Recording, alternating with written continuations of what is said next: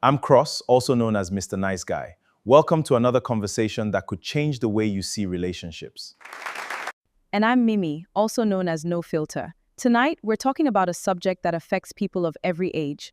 Sometimes what feels like love can slowly become control, fear, or emotional pain without us even noticing.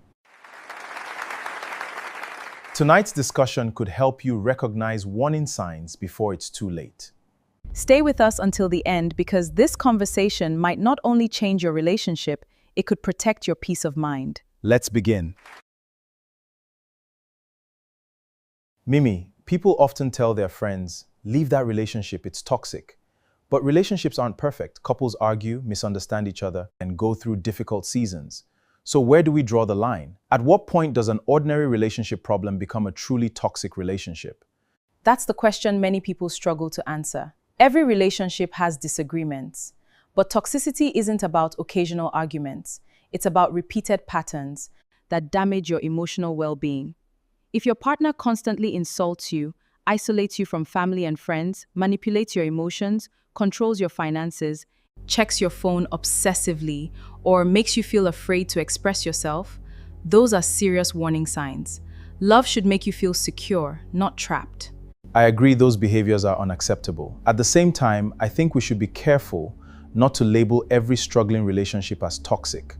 Sometimes people carry emotional wounds from childhood, previous relationships, or past disappointments. If both partners recognize the problem, take responsibility, and are willing to seek counseling or make genuine changes, healing is possible. But change must be real and consistent after every argument.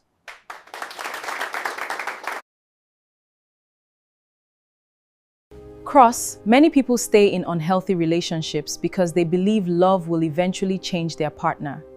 They've heard apologies 100 times, yet the same behavior keeps happening. At what point should someone stop waiting for change and accept that the relationship is doing more harm than good? I believe hope is important, but hope must be supported by evidence. If someone apologizes after every argument but never changes their behavior, then the apology loses its value. Real change looks different. It includes taking responsibility, accepting accountability, seeking help when necessary, and consistently treating your partner with respect over time. If months or years pass and nothing improves, despite honest efforts, it's reasonable to ask whether you're holding on to the person or only to the hope of who they might become. Exactly. Too many people confuse endurance with love. Staying in a relationship where you're constantly insulted, manipulated, threatened, or made to feel worthless isn't a sign of strength. It's a sign that something needs to change. If your peace disappears, your confidence keeps shrinking. Let's be honest.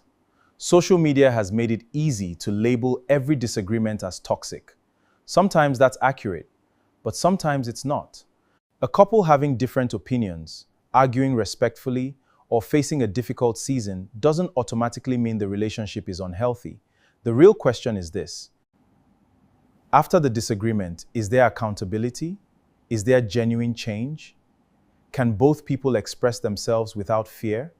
Healthy relationships aren't perfect, but they create room for growth, forgiveness, and mutual respect.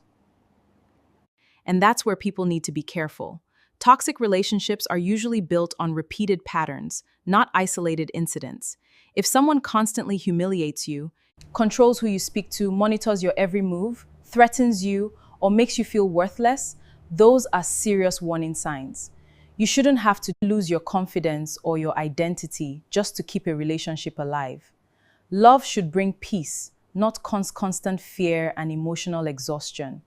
Perhaps the most important lesson is knowing the difference between a partner who's struggling and a partner who's unwilling to change. If both people are committed, honest, and prepared to seek help, many relationships can improve.